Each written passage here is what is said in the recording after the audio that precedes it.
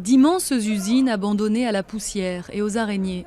Il y a encore 7 ans, la vallée de Swat était réputée dans tout le Pakistan pour la qualité de sa soie. Shaukat Ali avait même migré ici depuis Lahore pour profiter de la manne. Il gagnait 800 $ par mois. Mais aujourd'hui, il peine pour survivre. Ma fille n'est pas mariée. Elle a 18 ans.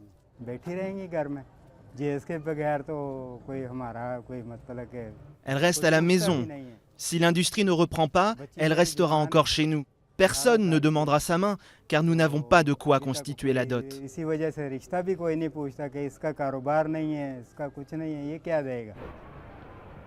En 2007, les talibans se sont installés dans la vallée.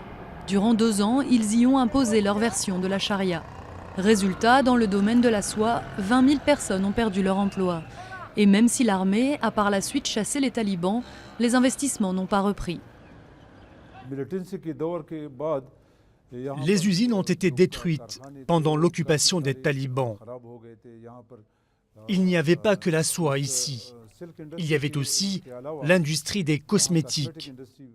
Beaucoup de gens avaient du travail, mais quand les talibans sont arrivés, les gens sont partis. Les usines ont été fermées.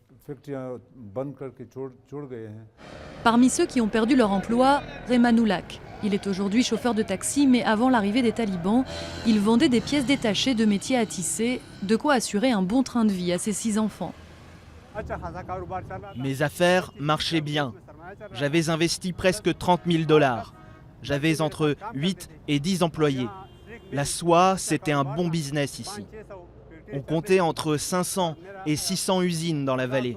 Et moi, je gagnais 30 $ par jour. Et puis, toutes mes affaires se sont effondrées. Sur les 500 usines qu'il y avait dans la vallée de Swat avant 2007, seules quelques dizaines restent en activité. Et aujourd'hui, une autre menace se profile pour elle, la concurrence de la soie chinoise, bien meilleur marché.